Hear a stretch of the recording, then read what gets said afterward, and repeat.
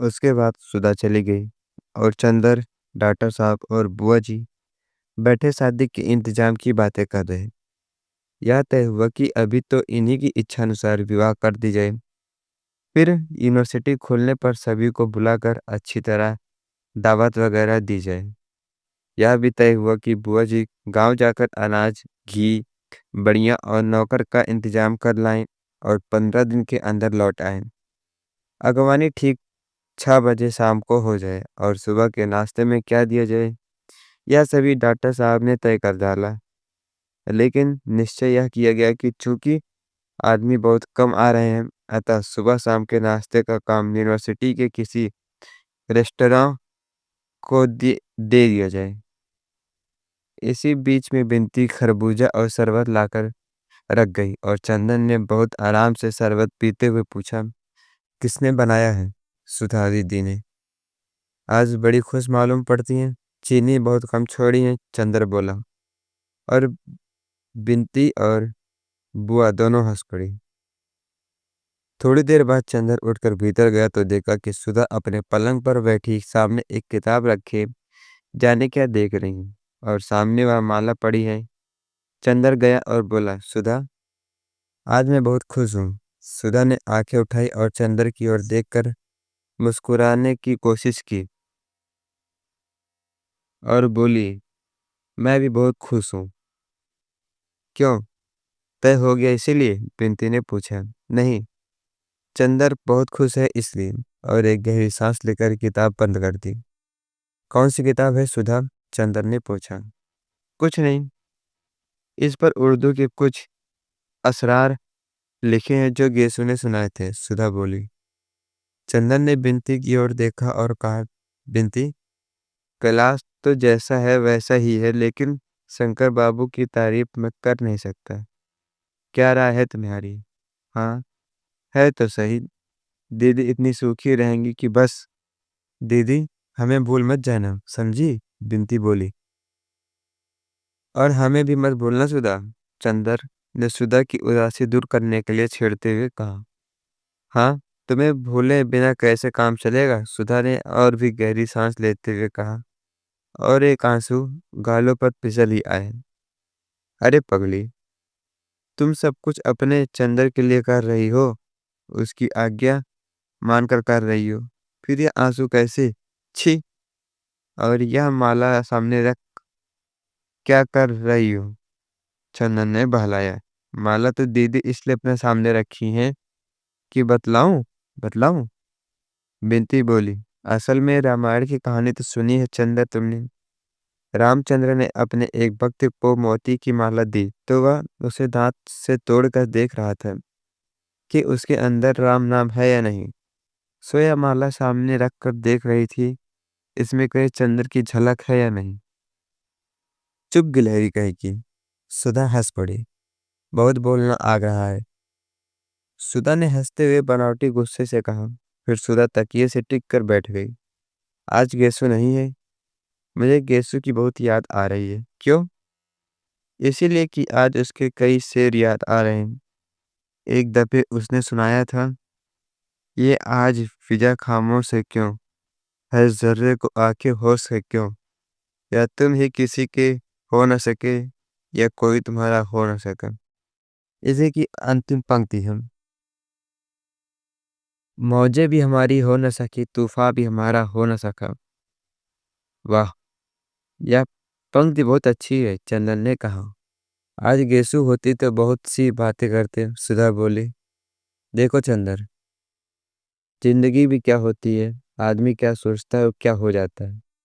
आज से 3-4 महीने पहले मैंने क्या सोचा था? क्लासरूम से भागकर हम लोग पेड़ के नीचे लेटकर बातें करते थे। तो मैं हमेशा कहती थी मैं शादी नहीं करूंगी, पापा को समझा लूंगी। उस दिन क्या मालूम था कि इतनी जल्दी जुए के नीचे गर्दन डाल देनी होगी और पापा को भी जीत कर किसी दूसरे से हार जाना होगा। अभी उसकी तय भी नहीं हुई और महीने भर बाद मेरी। सुधा थोड़ी देर चुप रही और बोली, और दूसरी बात उसकी जो मैंने तुम्हें बतलाई थी, उसने कहा था जब किसी के कदम हट जाते हैं सिर के नीचे से, तब मालूम होता है कि हम किसका सपना देख रहे थे।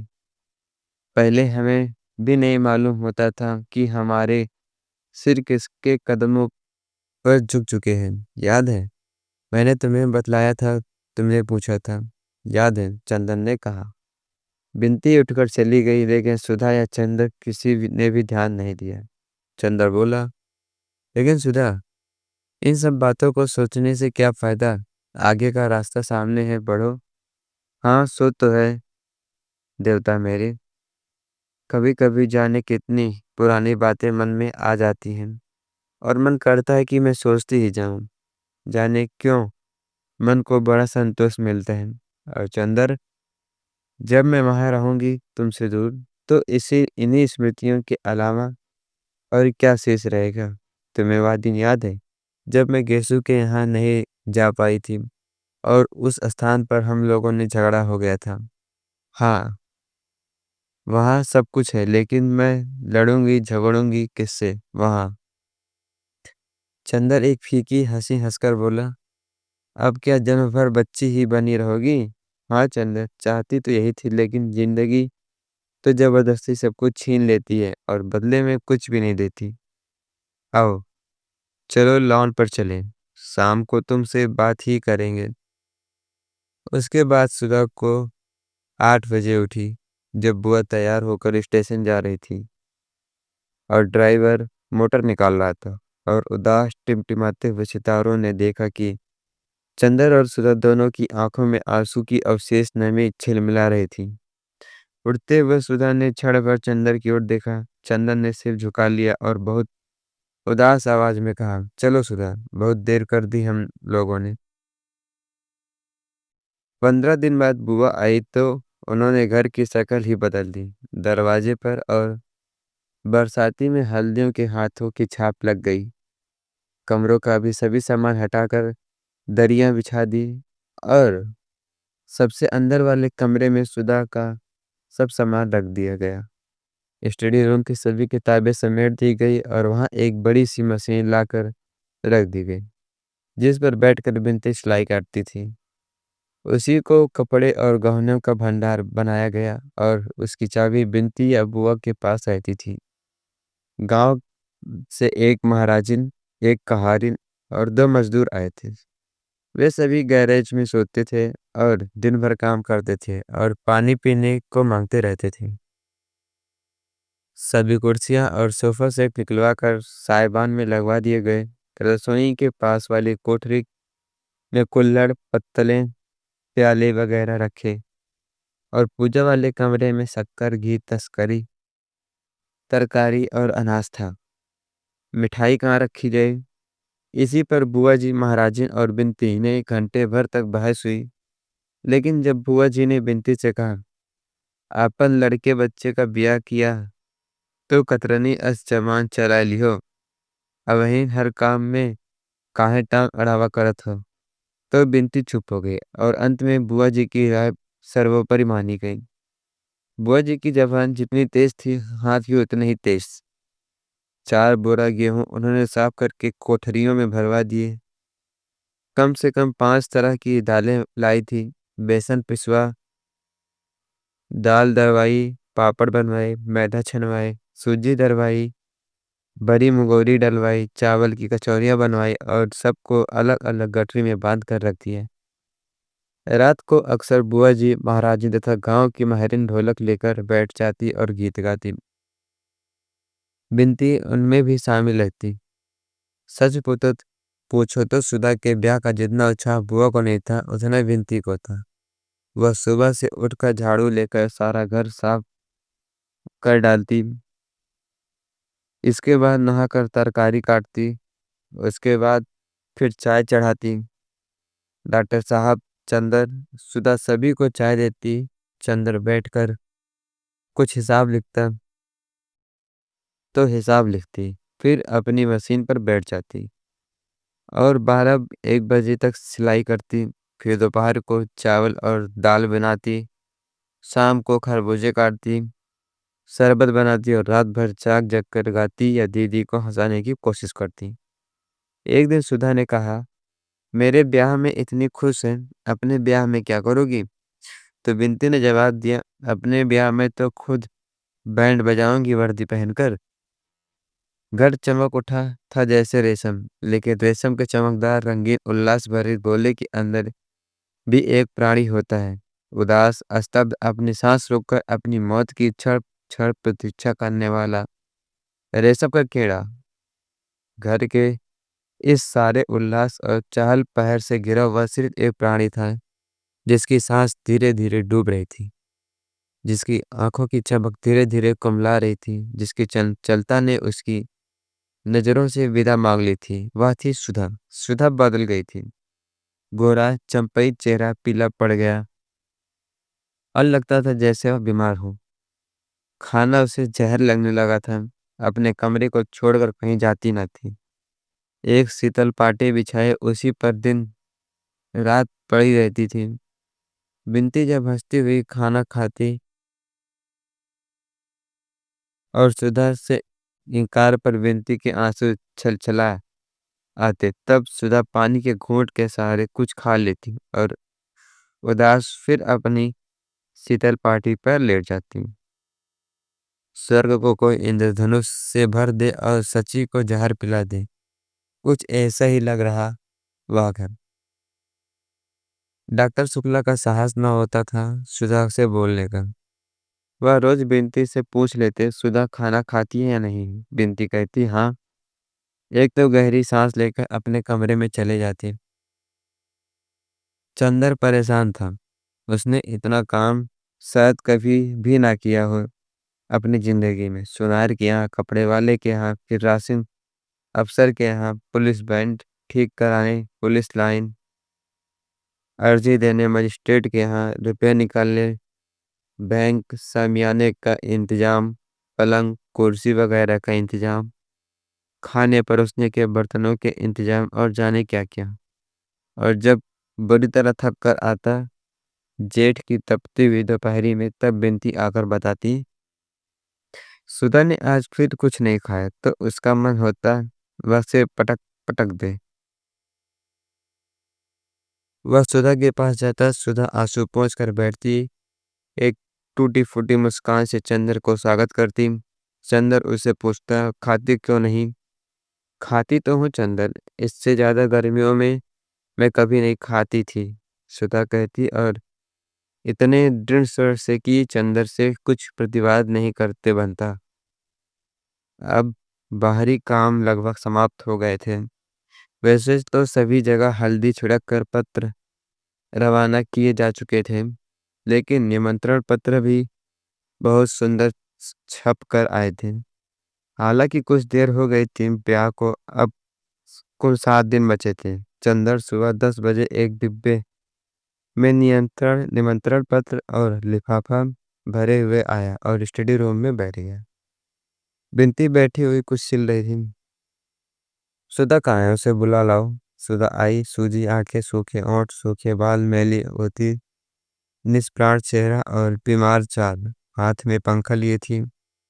आई और चंदर के पास बैठ गई। कहो, क्या कर आए चंदर? अब कितना इंतजाम बाकी है?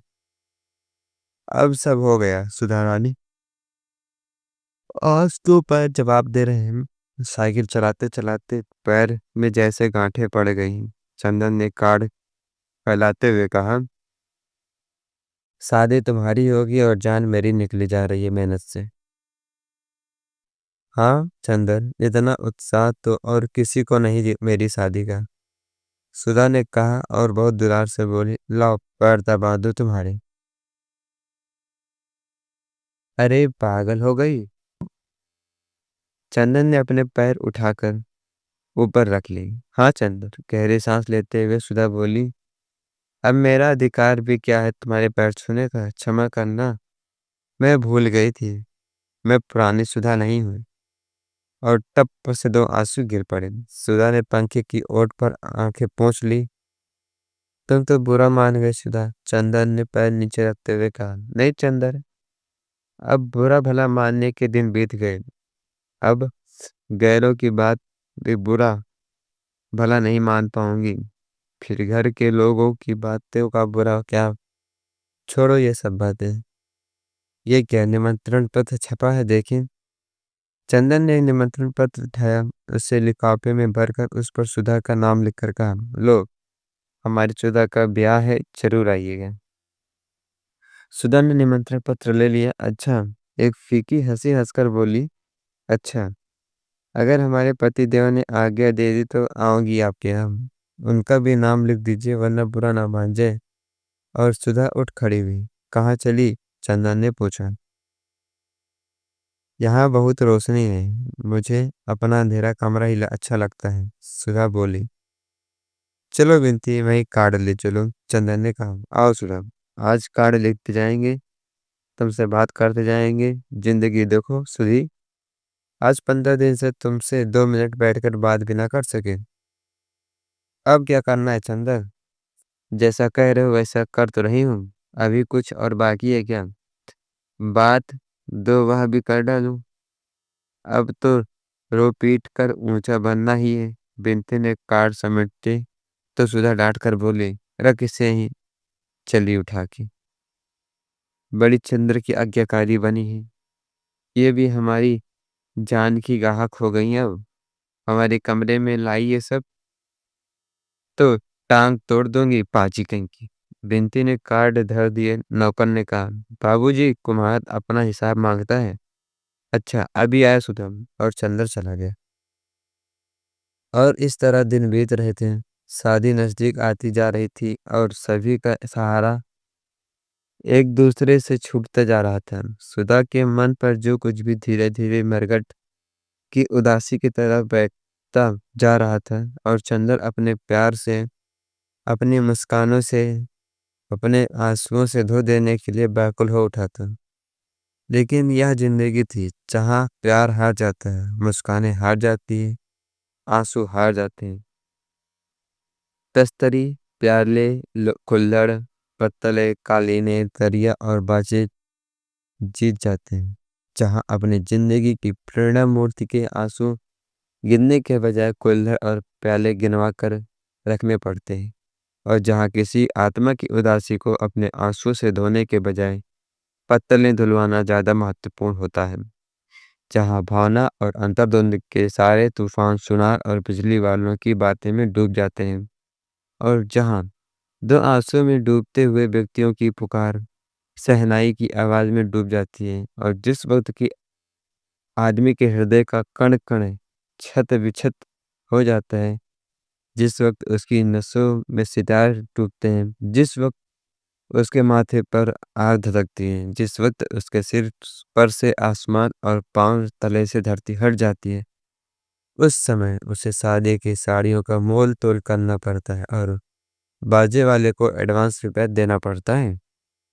ऐसी थी उस वक्त चंदर की जिंदगी, और उस जिंदगी ने अपना चक्र पूरी तरह चला दिया था।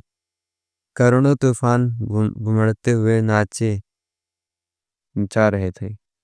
वह एक क्षण भी कहीं नहीं टिक पाता, और एक पल भी उसे चैन नहीं था। एक पल भी वह यह नहीं सोच पाता था कि उसके चारों ओर हो क्या रहा है। वह बेहोशी में मूर्छा में मशीन की तरह काम कर रहा था।